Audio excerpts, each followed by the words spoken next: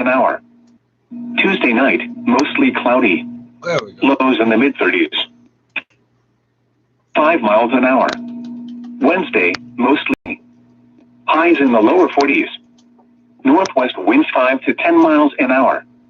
Wednesday night, mostly cloudy. A chance of rain until midnight, then a chance of snow after midnight. Midnight Mystery. Lows in the upper 20s. North winds 10 to 15 miles an hour.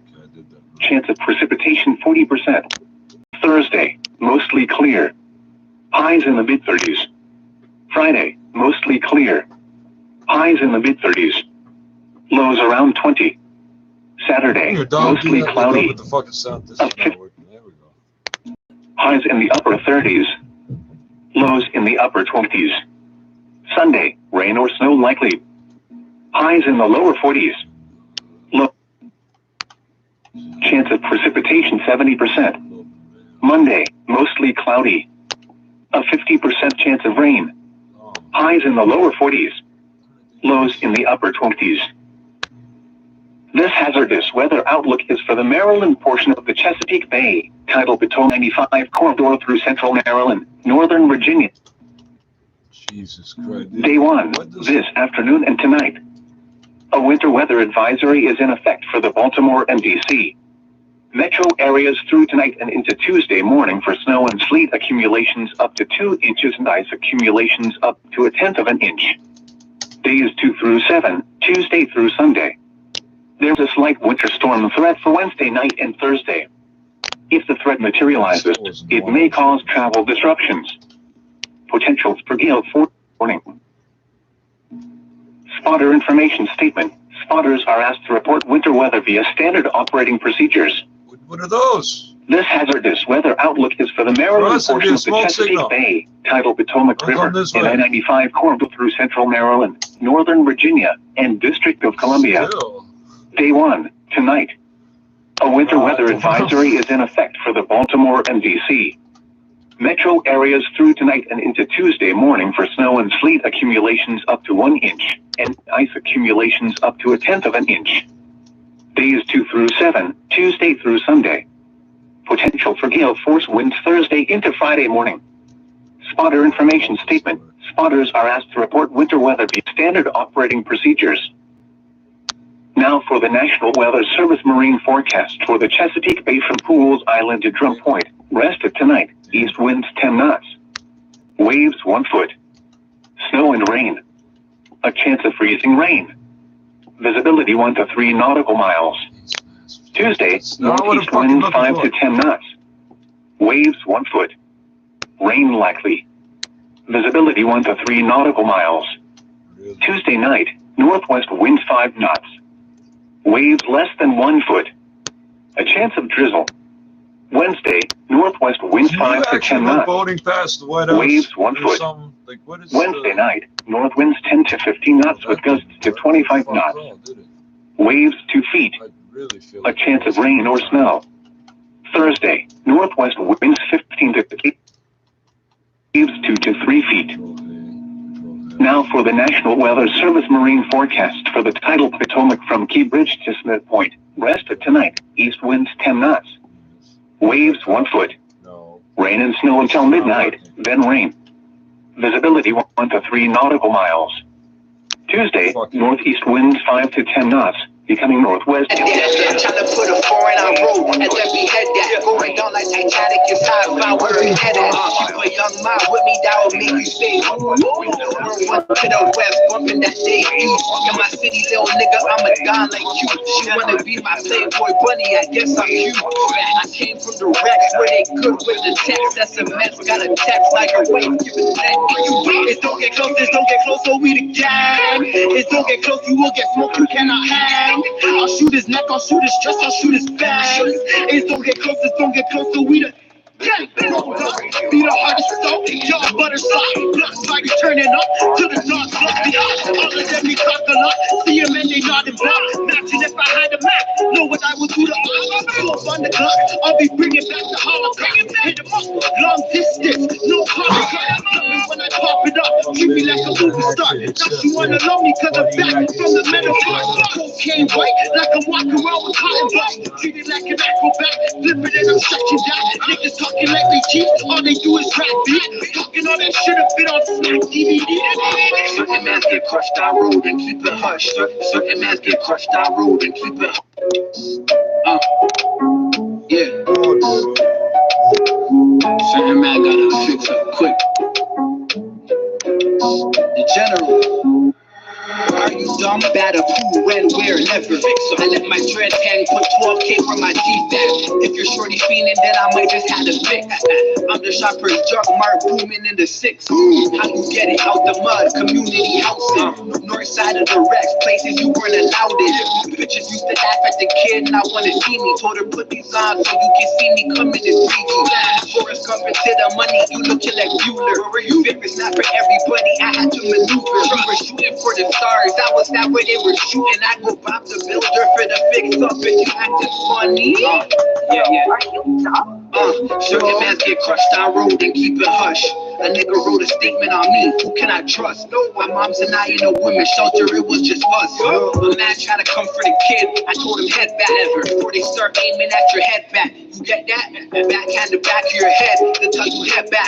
They wanna like they sick in the head, but then we get there. Trying to put a foreign on road, and then we head there. Going down like Titanic. Might be one guy in the flowers just in the church with the same with me, that will make you say, ooh. One to the west, bumping that day east. In my city, little nigga, I'm a don like you. She wanna be my Playboy bunny, I guess I'm cute. I came from the Rex where they good with the text. That's a mess, got a text, now you're waiting, give it a name. What you do? It's don't get close, so we the gang. It's don't get close, you will get smoked, you cannot hang. I'll shoot his neck, I'll shoot his chest, I'll shoot his bangs. It's don't get close, so we the gang. What did that do with the internet? I don't know.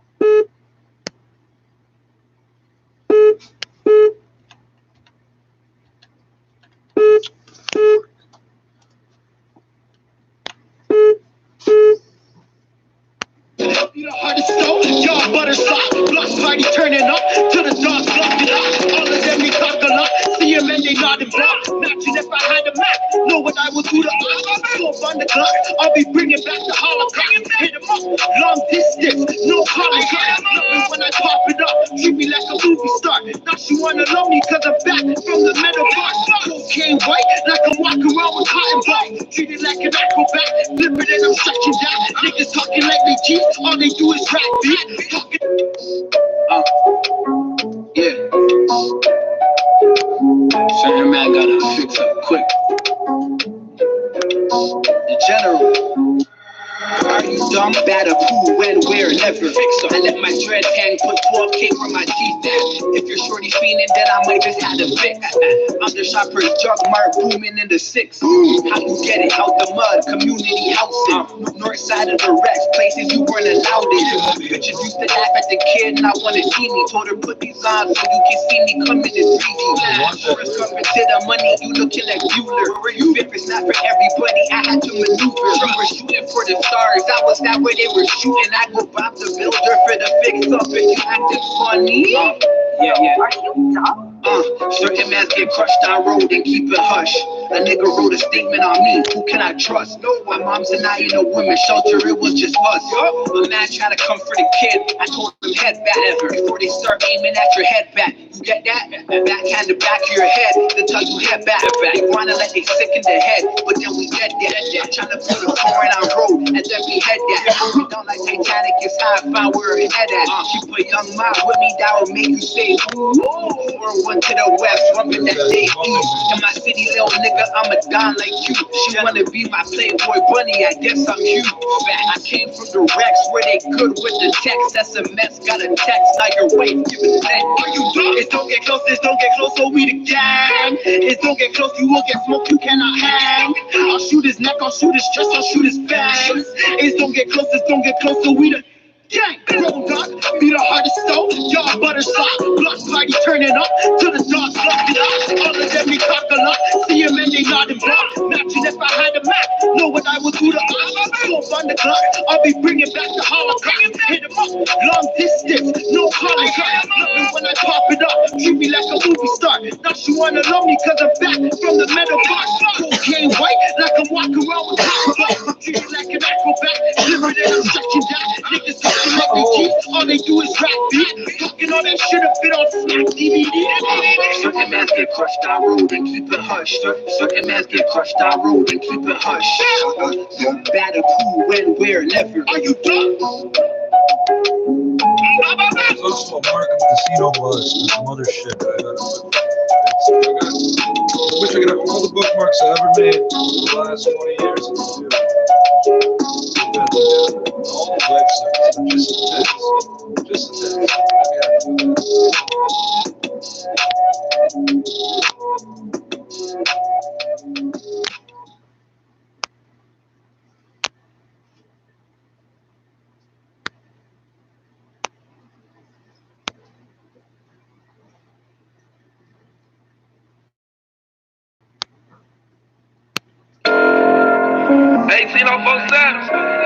Man, it's easy on the mic with you now, man.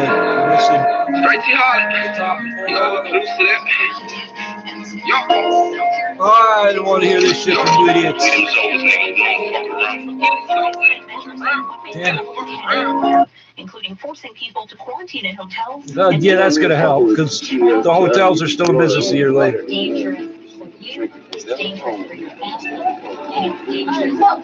I'm a coming into the country now must show a negative test. How you doing? Other countries also getting tests. Yeah, you get.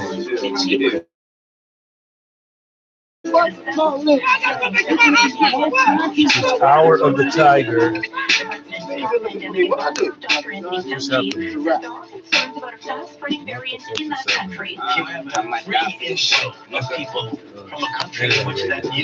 Please load this shit.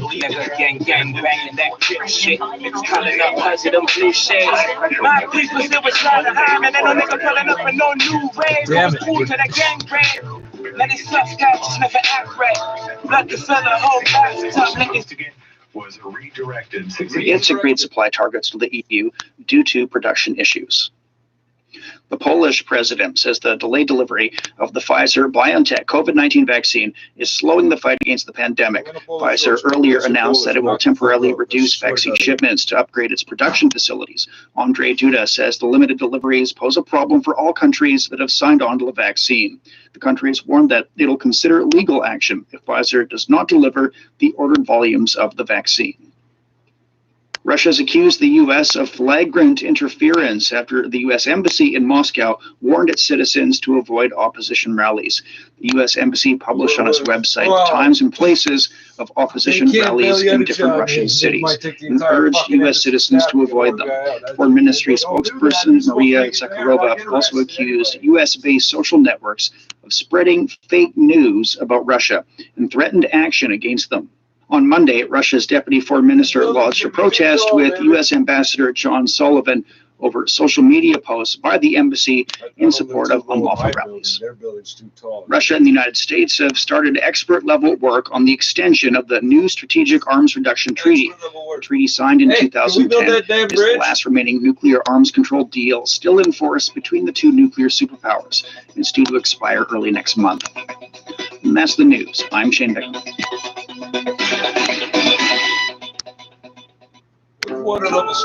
Some say Chinese is one of the most difficult languages in the world, and learning it is almost impossible.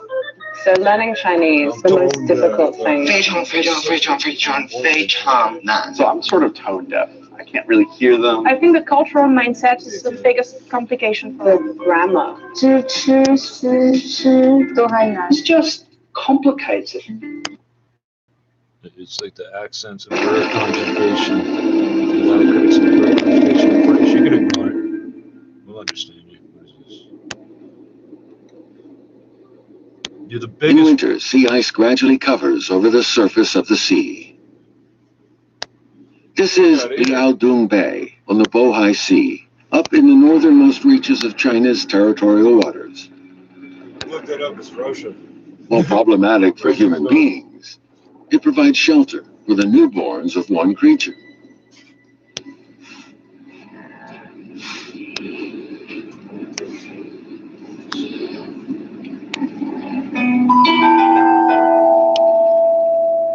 spotted seal pup is just 3 days old. Delicious. Oh, It can't swim yet, but just awkwardly slither about. really? Easy to catch, huh? Without its mother's protection, it won't survive. Damn right. Let's get that bitch up there. Hey, how that feels probably even more delicious.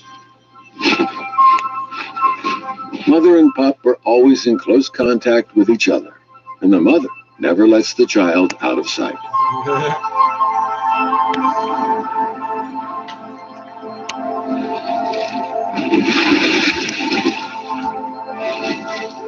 The baby spotted seal only lives with its mother around a month. During this period of time, it will experience molting, weaning, and learning to swim. Then it will leave its mother to fend for itself. The clock is ticking.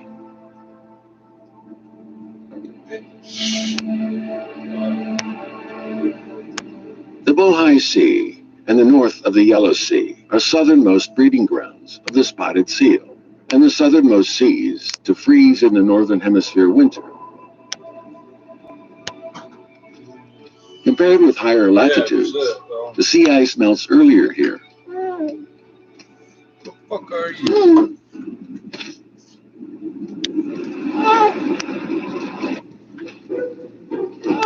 The weight of the baby spotted seal has tripled within 10 days. Really? Spotted seal milk is high in fat to boost the growth rate of the child. It suckles from its mother 5 or 6 times every day. Let the bus stop. Hey, where's Mom?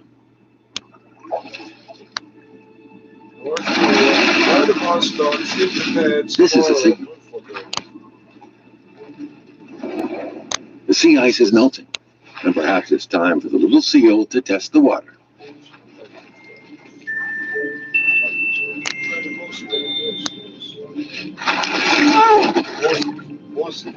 With its mother's encouragement, the baby seal leaves the sea ice for the first time. But the water is just too cold. Little bastard, you're fat and fucking full. It's still too cold. It'd get worse.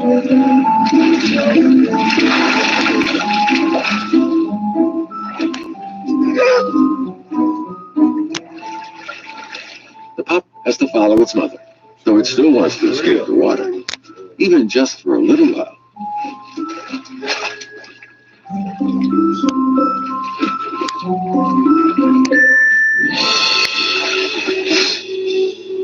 A bigger problem has appeared.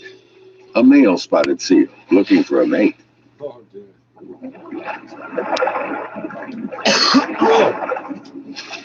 The male seal has spotted the mother and the child. The pup feels threatened and swims to its mother for protection. No, that's not gonna work. During the nursing period, female seal does not mate, so all strangers will be viewed as unwelcome intruders. That's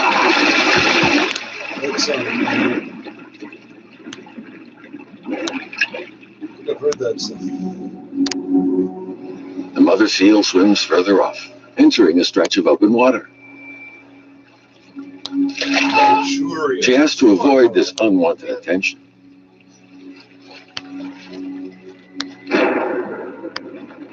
With the temperatures higher this year, the sea ice is melting earlier than usual.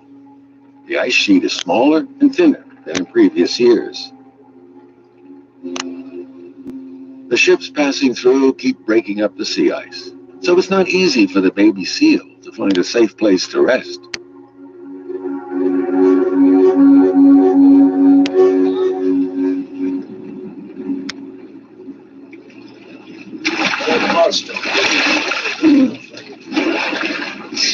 Nobody expected the pup's first swim class to be such a marathon.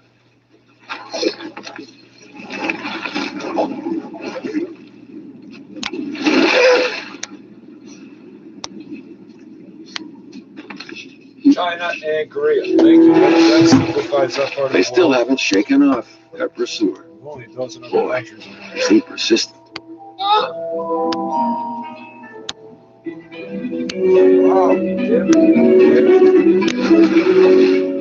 The baby seal is exhausted.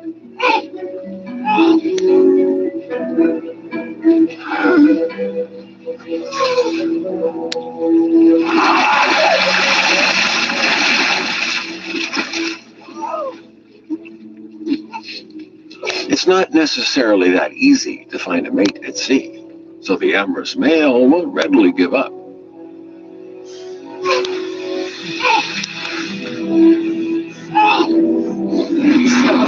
Another round of ardent courtship. I know people that make sounds like this.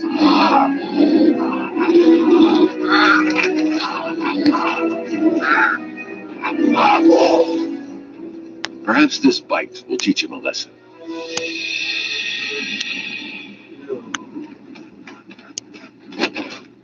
The male seal seems undaunted as he follows them like a shadow.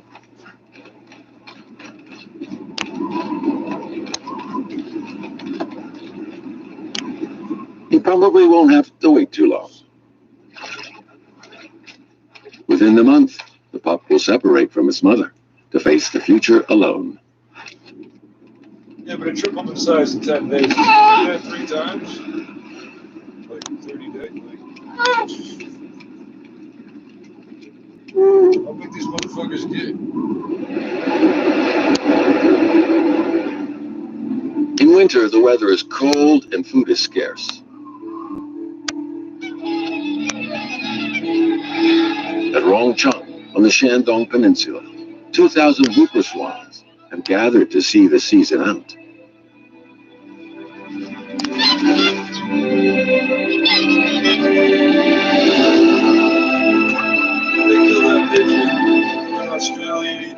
The swan is one of the heaviest of birds of flight. The flock of whooper swans set out from the Mongolian plateau to settle here after a long and arduous journey.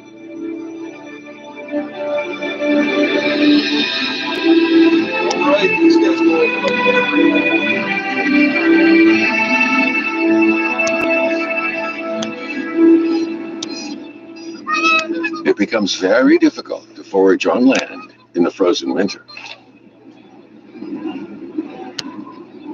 However, the whooper swans mainly forage at sea.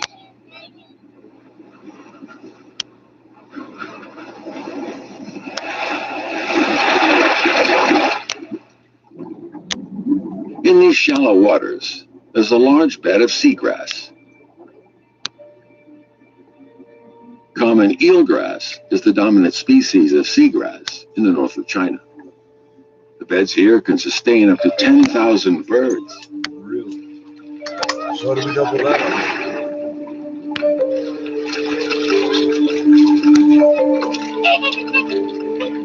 Seagrass. I like seagrass.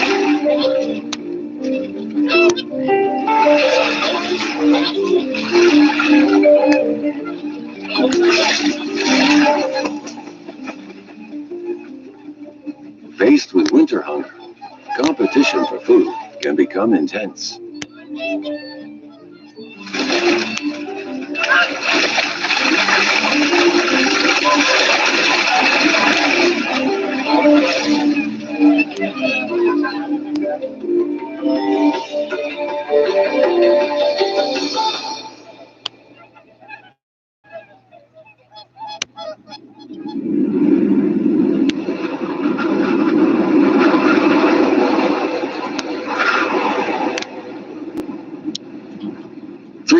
Kilometers away to the south, in the tropical waters of the South China Sea, winter seems to have lost its power, as the temperature sits a comfortable 30 degrees higher.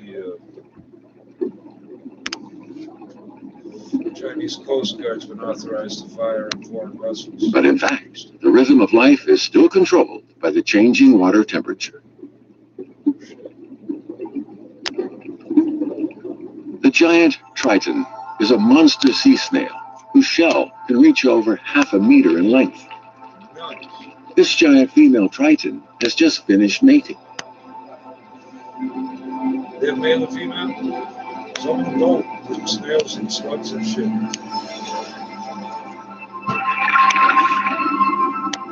This French guy's out there for half a meter. It spawns nearly 500 egg capsules with around 2 million eggs. What?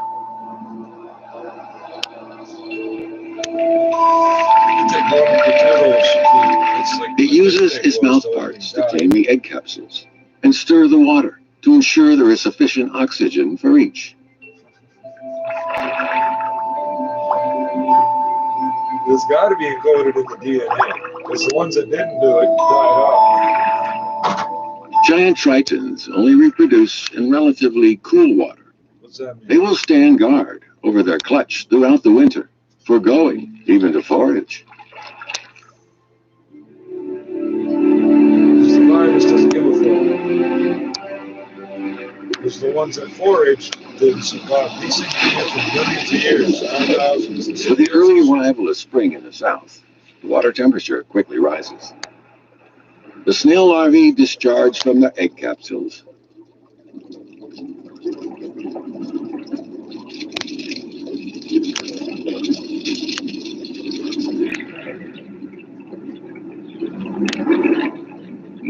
The adult triton has completed its mission.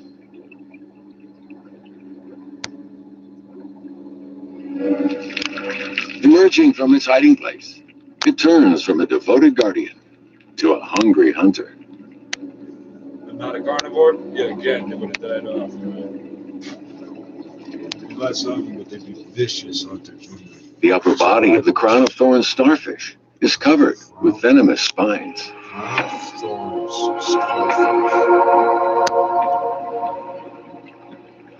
It feeds on coral. Yeah. When its population expands, it can wipe out whole reefs, including many of the world's most famous ones. Wow. Didn't they find a new one recently? They found new whales, new species of whales in another reef. Because the virus doesn't give a fuck. The giant triton and the starfish have identified each other by sense of smell, the chemicals in the water. That goes back a billion Now years too. the chase begins. We're really gonna do this again? Yes. Having come through a long winter, the triton is slow. The starfish makes an escape. But with its acute senses, the triton locks onto its target again. There won't be any error this time. The triton ups the pace.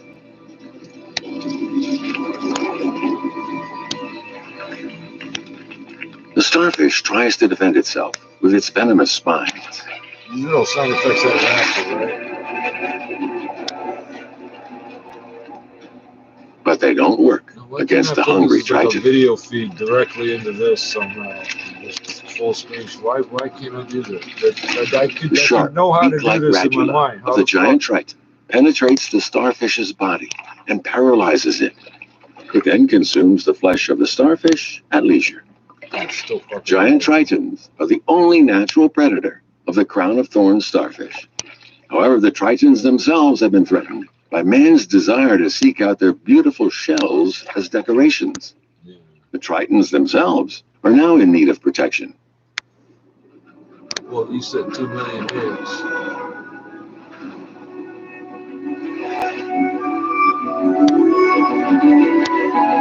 Spring returns.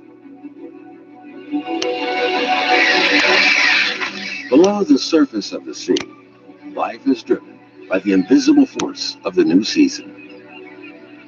A natural wonder unfolds, a magnificent migration of creatures, great and small. Over half of all bird species around the world make long-distance seasonal migrations. The coastal areas of eastern China are now an important point of passage for migratory birds. So the pigeons around here speak Cantonese. The river estuaries provide abundant feeding grounds for all kinds of birds.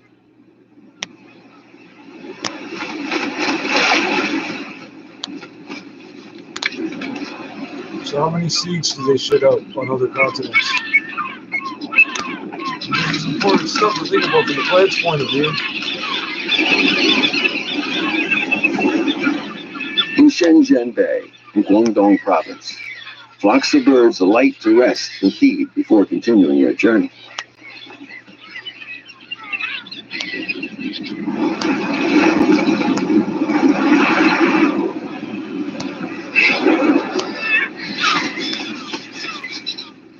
Everyone has their spot, waiting for the right moment.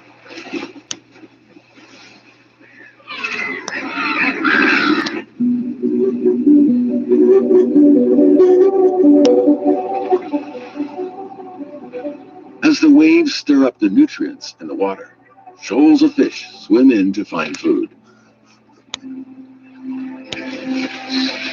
The waiting birds await them.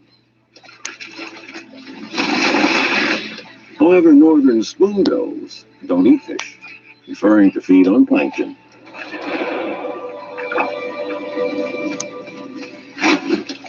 The smaller black-headed gulls mainly prey on smaller fish.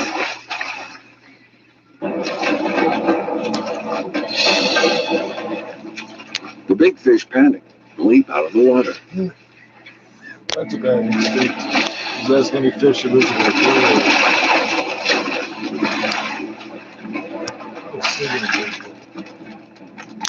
Then the cormorants make their move. They're playing battle music in the background.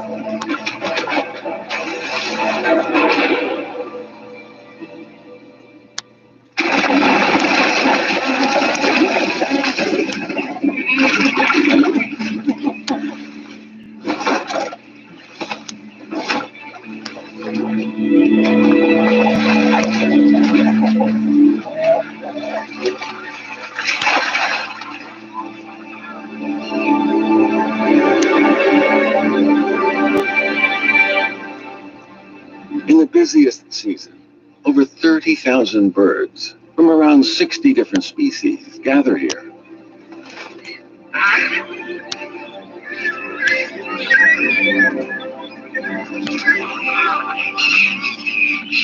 As the waves of migrants leave one after the other, the shoreline gradually quietens down.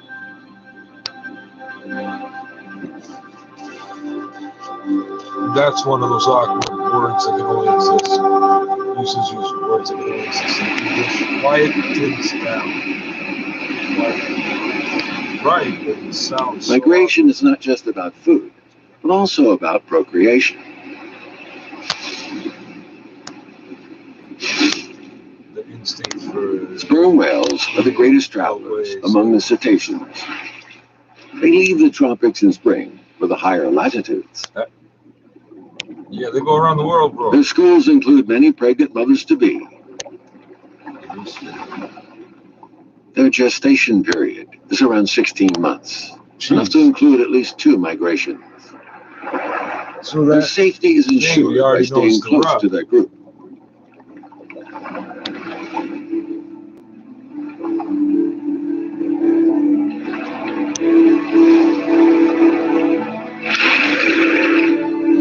Navigating over such long distances is crucial to keep themselves on the right course. Yeah, that's what I was just thinking.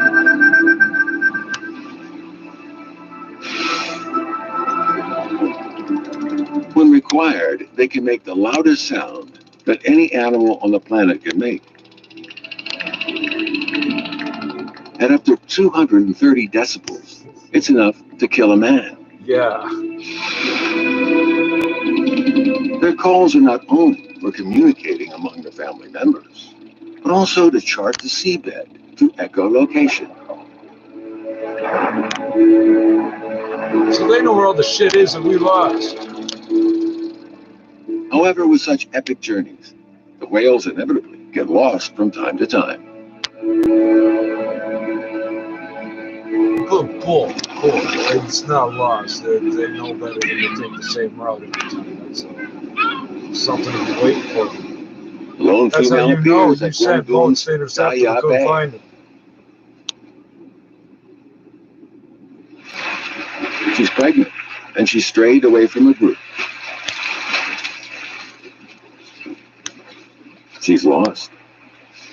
Why do we let Japan hunt whales? The nearshore waters are death traps for sperm whales. The scattered fishing nets are lethal for them, while low water levels leave them stranded.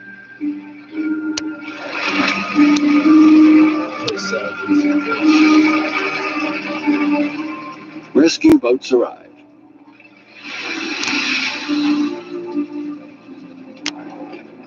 They make noise in the water, hoping to drive her back out to sea.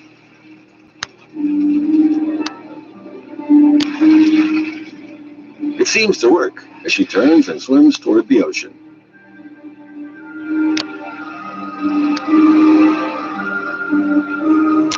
So what's the difference if somebody honking their horn so you don't fall in front of the car? However, she is alone and exhausted. There's not much humans can do to help. Oh, stop hunting all these things. Stop dumping shit in the water. This will be the end of her journey.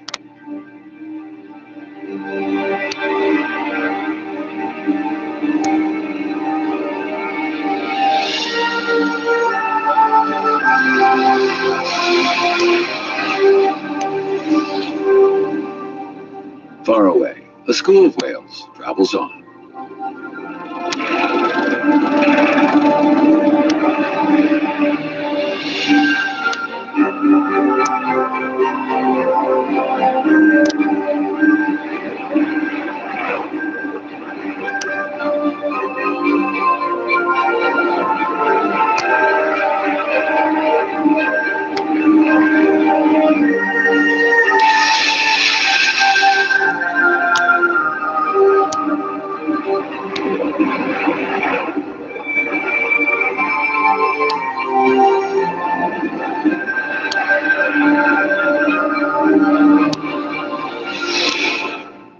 With that, we come to the end of this edition of Selfie. We'll continue with the audio segment of the 6-episode documentary titled The Blue World, produced by CGTN. I'm Tony Reed. Thanks for listening. The world is changing fast, but you can learn about it at a slower pace. Tune in to Special English to learn English and learn about the world.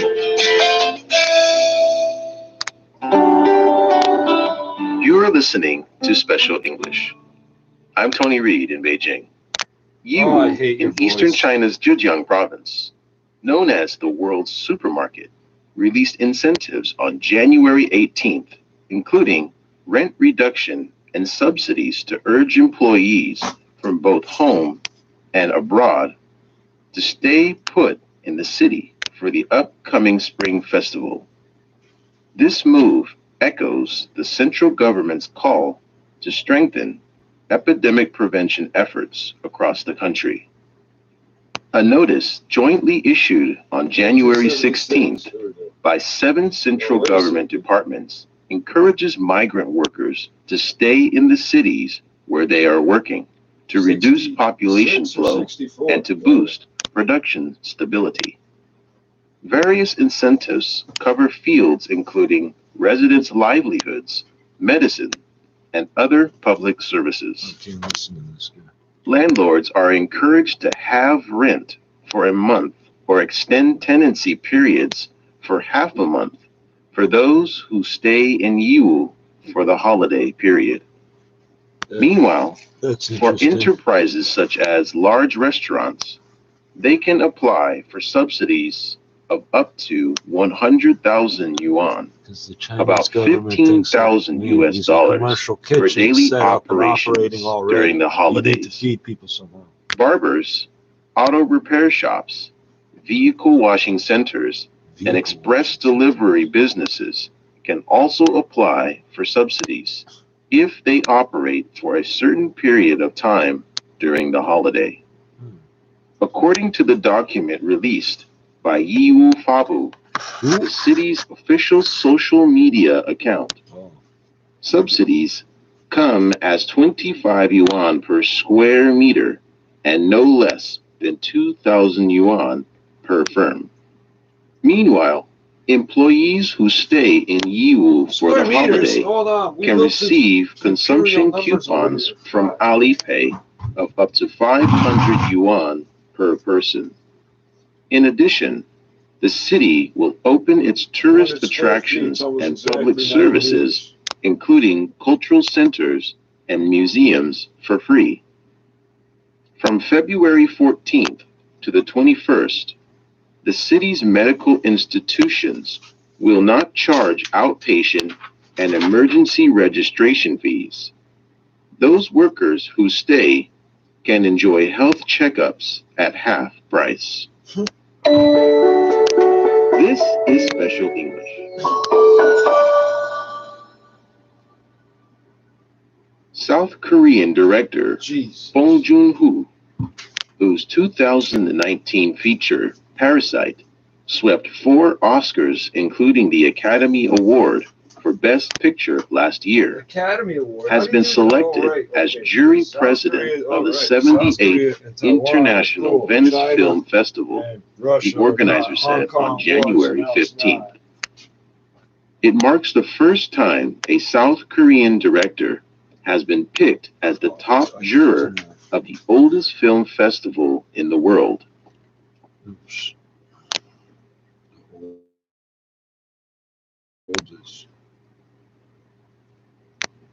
Preside over jurors to hand out the festival's top awards, including the prestigious Golden Lion. In accepting the proposal,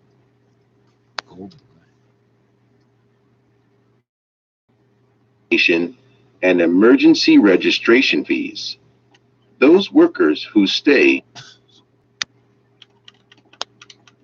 投资趋势监测报告显示，2020年全球外国直接投资下降42%，预计2020。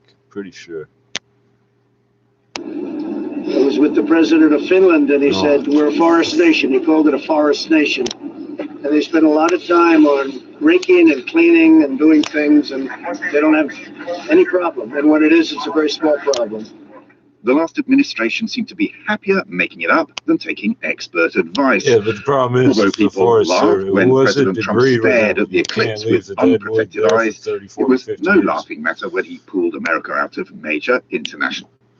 How to deal with a crisis. They don't wait. And so I think, Ford is trying to get an idea of what it was in their agreements that they've got such a steady supply that we don't.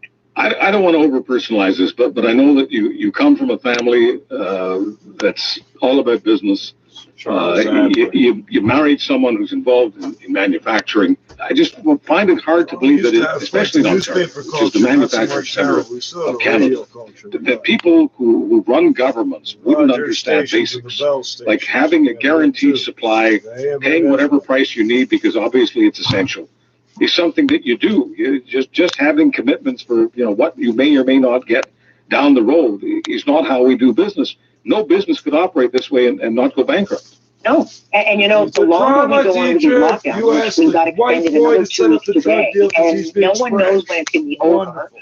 Dr. Williams, our top doctor here in Ontario, said we can't get any restrictions lifted until cases are well under 1,000. Well, how the hell long is that going to take? We're at like 2,600 cases today, but we have the new UK variant that has now moved into town, and it's only because we're locked down that we're getting the numbers down, but that's weeks, if not months, from getting back on our feet. When are you going to tell the businesses what to expect? Like, businesses have to understand timelines. They have to know when they can order stock. They have to have an idea of what they're playing with.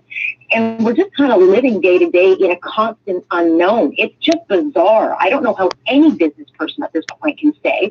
I mean, my husband's in kind of a different business. He's not in retail or restaurants, and they're essential servants, so he's still able to go to work. At the same time, it could change tomorrow. We just don't know what we don't know. And until we get the vaccines in, I don't know how we're getting delivery of these things before September. The math doesn't add up. Nothing adds up. And I just don't get the sense that one level of government knows what the next level of government is doing, let alone the municipal level. It's really very weird. I just mentioned emphasis in manufacturing. I mean, I grew up in manufacturing, and in manufacturing, you absolutely have to make sure that you've got supply. You can't just have the commitments. You actually have to guarantee inventory. And sometimes you're in a very difficult spot where the only way you can guarantee the inventory you need to be able to manufacture the product is to pay the spot price, to pay whatever you absolutely have to pay right now, which is obviously a premium. And I'm, sitting here talking to friends about Israel, and the only question is how much of a premium they paid. And of course, we're not being told by Canada what we were prepared to pay. But we're not being told whether anyone asked the simple question, how much do we have to pay? Pfizer, Moderna, whoever. How much do we have to pay to get stuff now? Not discussions about later. How much do we have to pay to get? And then whatever it is, get it done. Right, but where's the transparency from the government that promised transparency? We have absolutely no idea what's in these contracts. We know that they got late orders in, which you would think, okay, then you did pay a premium, right? Because you ordered so late, because you were relying on a Chinese deal that fell through. We have no idea if we ordered at a premium price. We have no idea if in those contracts they had specific dates that were set in, and the government's not going to show it to us. Well, how can the Premier and his team, directed by General Hillier, have a vaccine rollout if they don't know day to day or week to week what we're getting? They've already announced today that they're trying to increase the vaccination of long-term care homes to February 5th so that they've got frontline and the people living within those homes vaccinated. Well, okay, that's great. What if we run out of supply with Moderna next week and they don't ship what they were supposed to ship? No one knows anything. And I get the sense, and I could be wrong, I get the sense that everyone's guessing and hoping. And that's how they're going to manage it. They're kind of on a wing on a prayer that maybe we'll get something and it'll all just kind of fall into line. Like, you'll recall, we weren't supposed to get any vaccinations before the holidays. And all of a sudden we got this sprinkling of vaccines, and it bought the Trudeau government some time. But if this continues, and I don't see why we would not have more scheduling problems because there's such a huge amount of world demand on these vaccines, I don't know how we're going to get a regular steady supply other than what they're telling us. Well, all I know is price matters, and the Israelis were prepared to pay a premium, so were some others. And guess what? I think that Pfizer and these other companies are completely agnostic on who they sell to. They're in business to make business, and I still have no idea whether anyone asked the question of Pfizer or Moderna, what is it going to cost? What is it going to cost us to get X millions of doses today? Not in March, not in April, not by the summer, but today. And if that question was not asked, that's just brutal. That's incompetence, and no amount of messaging about tunnels and lights at the end of the tunnel and all of that is going to make that happen properly. You have to ask those questions, and we have millions of people in this country who are involved in the kinds of businesses where they do that every single day. I'm not talking about anything complicated here. I watch, as you know, all the pressers live all day long because that's the kind of gal I am. And Trudeau has been asked several times, how much did you pay? Did you pay extra? Did you secure that we would have a regular schedule? And Anita Anand, who's the procurement minister, she has been asked too. And they gloss over it with, we have such a robust portfolio, the biggest in the country. Yeah, great. Your package is great. When is it coming here? They won't answer. So it has been asked. They're not answering. I do think, just as a political matter, I do think that some of the people in government, this is all governments and nothing to do with the Liberals, honestly believe that if you offer the right message, it makes a difference. And maybe on many issues it does, Alex, but not on a life and death issue. If it's a life and death issue, telling me how robust you are and how complete you are and how what the OECD thinks of you and what the United Nations think, it means absolutely nothing. I just want my kid, my mother, my grandmother, I want the people in my life, and I'm just speaking for everyone listening right now, I just want the people in my life to be safe, that's all. I'm not interested in robust United Nations and whatever else you think is a wonderful message. Lights at the end of the tunnel. I need the light to shine, and the only way the light shines is if the vaccines are here. Let's go forward with this. We've got to measure expectations. If you're not going to get the vaccines in time, at least tell us so we can get ourselves. You handed Justin the money. You sent him over there by himself. Trump's famous border wall on the Mexico. Much of the debate about the wall has been about human rights, but there's been alarm about its ecological effects too. I'm Rob Peters. I'm a biologist working with Defenders of Wildlife in the Southwest office here in Tucson, Arizona. A couple of years ago, I wrote with co-authors basically a statement about the threat, the severe threat that the border wall poses for biological diversity and endangered species in particular. And it was published with 2,700 co-authors, all scientists, all people signing on to this document saying, yes, the consensus of scientific opinion is that the border wall is and will be a disaster for wildlife. Of course, a case can be made, and it has been made, for building up the defences between the United States and its southern neighbour to control migration. But there are balances to be struck, and they can be struck only if the decision is informed, which is what brings us to the science. Because many owners raised objections to construction on their private lands near the border, a lot of the work has taken place on federal lands in remote parts of Texas and the Southwest. It's easier for the government to build on the public lands because they basically don't have to get permission. And the supreme irony, of course, is that these places were set up because they are so precious, because endangered and threatened species tend to be found there. Like in Organ Pipe National Monument, there's a spring called Quito Baquito, which is the last and final home, this one little spring and a pond that it feeds, of the endangered Quito Baquito pupfish, which is a beautiful, it sounds insignificant, but it's an absolutely beautiful little kind of bright steely blue fish found only in the single spring and pond, which is right cozy up to the border. Now, the Quito Baquito pupfish may seem an obscure species to worry about. The conservation of thousands of species must start somewhere. And there's another thing. The new wall has required huge quantities of concrete at the base, which has created a voracious demand for water, all of which comes from underground aquifers that feed not only the Quito Baquito pond, but all the life-sustaining springs and streams in this arid region. They're protected by federal laws, of course. But here's the catch. In 2005, Congress passed the Real ID Act, which is a law to preserve our security and our borders. And among other things, it gave the Department of Homeland Security the right to waive any law that they wanted to in the name of national security. So at this point, it's typical for the Department of Homeland Security to waive 40 or more laws every time they build some wall. And these include the Clean Air Act, the Clean Water Act, the Antiquities Act that protects, for example, the many archaeological sites of religious and historic cultural significance to the Native Americans, the Endangered Species Act. All of these have just been thrown out, which is why when we were talking about Quito Baquito pupfish, this endangered fish, the most that Fish and Wildlife Service could do was suggest to Homeland Security that they not pump water out that the fish need to survive. But as we know, Homeland Security paid no attention to their plea. But because the Endangered Species Act had been waived, Homeland Security didn't have to pay any attention. Of course, science and the way it was sidelined has been at the centre of the whole coronavirus pandemic crisis this past year. A huge amount has been said, not least by Tony Fauci this past week, about the way President Trump undermined much of what scientists said about the virus and its spread.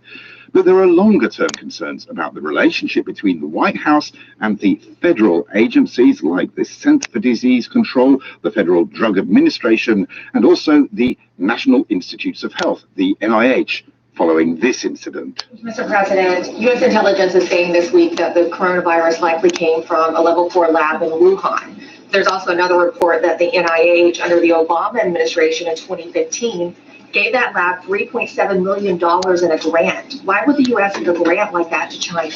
The Obama administration gave them a grant of $3.7 million. I've been hearing about that. And we've instructed that if any grants are going to that area, we will end that grant very quickly. For the record, that grant, originally given in 2015, had been renewed with glowing reviews in 2019 during Donald Trump's presidency. But the question and answer were picking up on a spreading conspiracy theory about the origins of SARS-CoV-2, one soon amplified by Secretary Pompeo. While the intelligence community continues to do its work, they should continue to do that and verify so that we are certain. I can tell you that there is a significant amount of evidence that this came from that laboratory in Wuhan. But the best experts so far seem to think it was man-made. I have no reason to disbelieve that at this point. At the center of this storm was Peter Daszak, whose New York-based EcoHealth Alliance had been funded by NIH precisely to discover viruses in the wild to prevent the threat of a pandemic.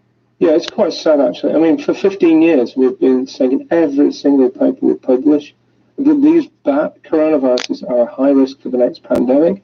We should stop eating bats. We should close down the wildlife trade. That if we're not careful, we'll see a pandemic of a bat origin coronavirus from China. Repeatedly. John Lee said it, I've said it, and many others have said it.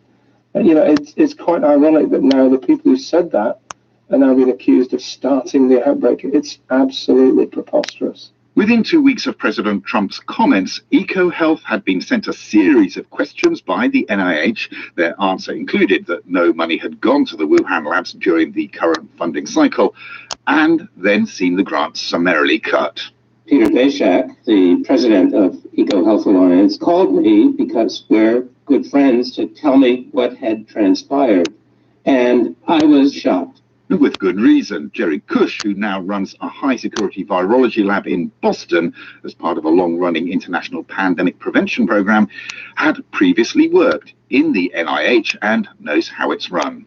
I had been at the National Institutes of Health as the director of the Fogarty International Center from 1998 to 2004, and I had never heard of a peer-reviewed grant being terminated for what's quoted as for convenience. It couldn't be understood. Terminating a grant for no acceptable reason to terminate a grant, which would be fraud, either financial fraud, stealing money, or scientific fraud of making up data. Neither of those were the case. There were no grounds on which to terminate this grant other than the President of the United States saying at a press conference, I will end that grant as quickly as possible. Which might seem like good enough grounds, except the NIH is deliberately set up in a way to protect science from political interference. Historically, under strong leadership, NIH had clearly established that it set its scientific priorities. It had a rigorous system for external advice to the various institutes, and it was essential to maintain that degree of scientific independence. Months after a campaign led by Jerry Cush, including a letter signed by 77 Nobel laureates demanding an inquiry and seeking a restoration of the funding, the director of the NIH, geneticist Francis Collins, was confronted by a group from within his own advisory council during a busy meeting. Yes, thank you. Can you hear me? Yes, we can. Thank you. Great, thank you.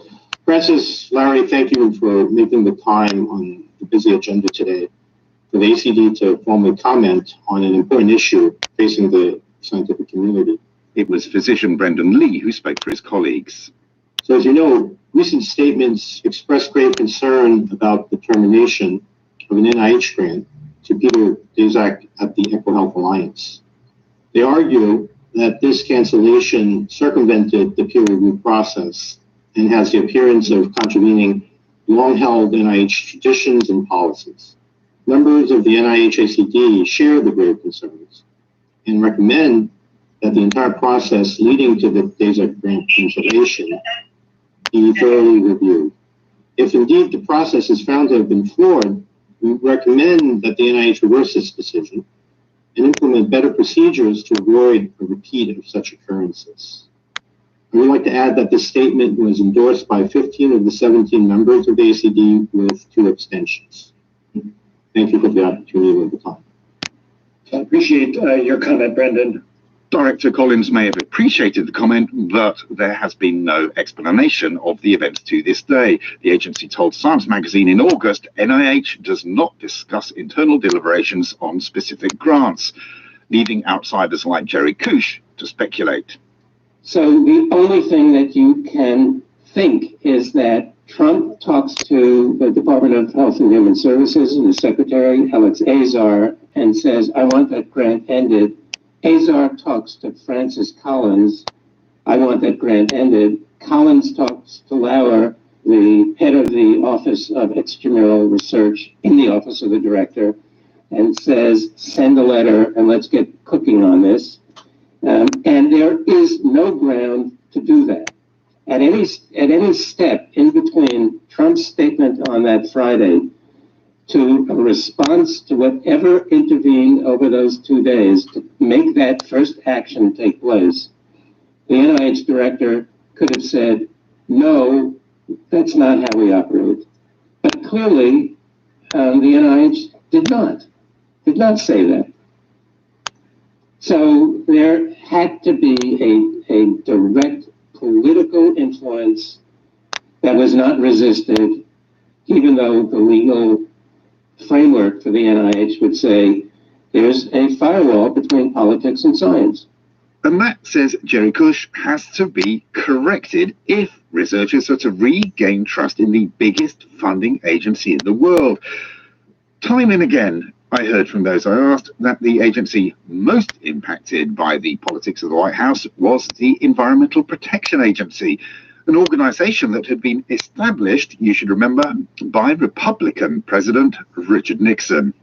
This veteran of 33 years at the agency agrees. I was there for the first year, and I was so stunned. I mean, the destruction was complete.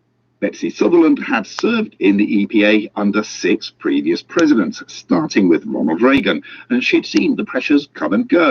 And when Donald Trump was elected, she had also seen the rhetoric, but she still wasn't prepared for what happened.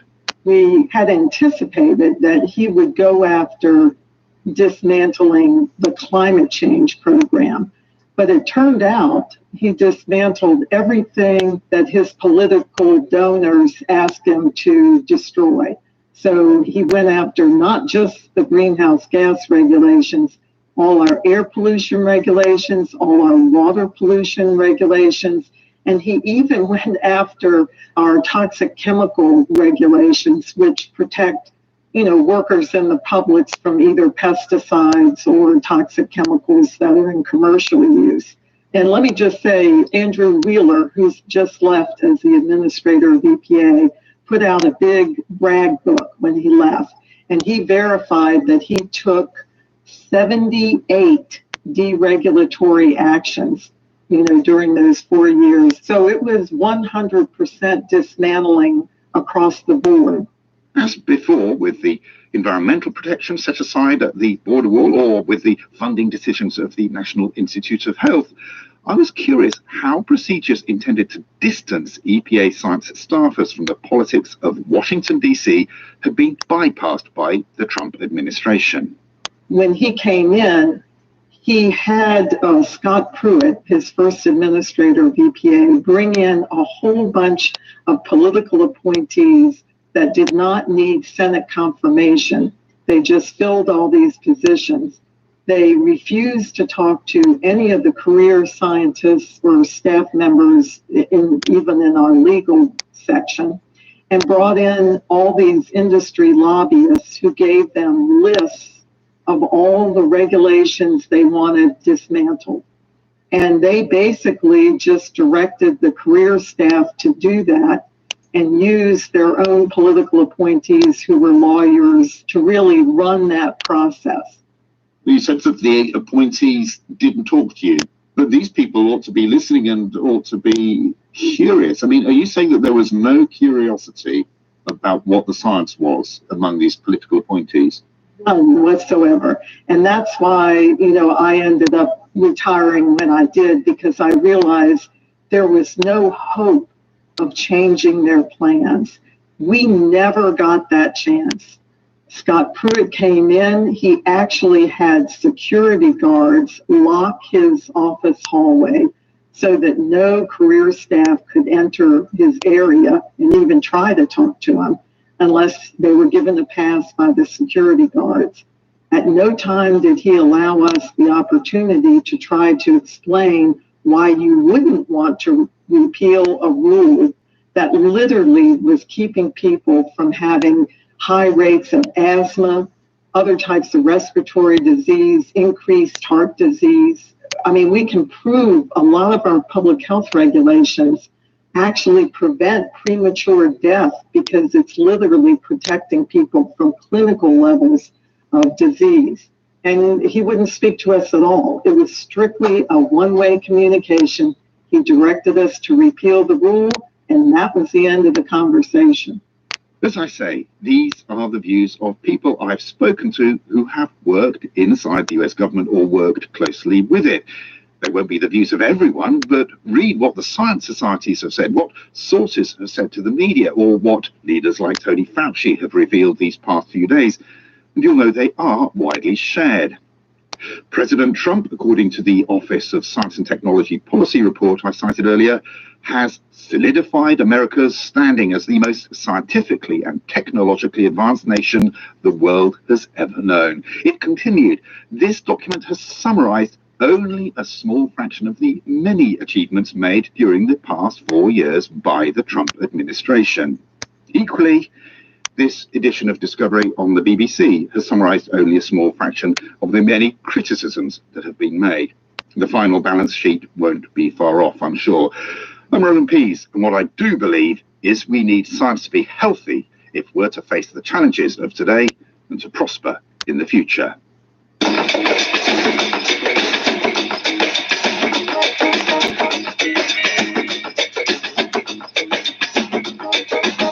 You're listening to the BBC World Service on News 24, KCRW's all news channel.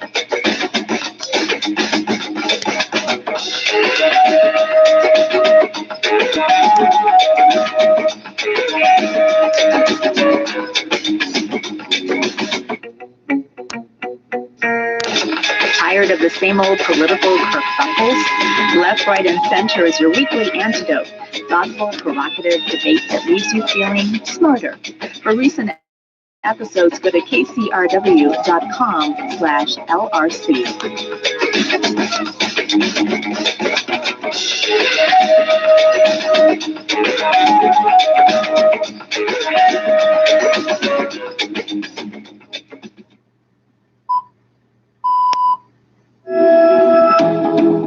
Hello, welcome. You are listening to Newsday on the BBC World Service. Good to have your company. Claire McDonald and Lawrence Pollard with you. It's impeachment all over again. Former President Donald Trump now faces trial in the Senate on charges of inciting insurrection. We get legal advice on how the matter is likely to proceed. We'll also hear from the Amazon, where coronavirus has ripped through the population and is placing pressure on the country's health minister. What's happening here is the result of government irresponsibility, the lack of oxygen, the lack of beds. It's an omission of public duty. Also on the way, we'll be hearing from India, where there's fury as a judge rules on what exactly constitutes groping as against what constitutes sexual assault. It's all in the case involving a 12-year-old girl. And with no Mardi Gras festival because of the pandemic, New Orleans is hoping to channel the festival's energy into getting locals to get the jab. That's news.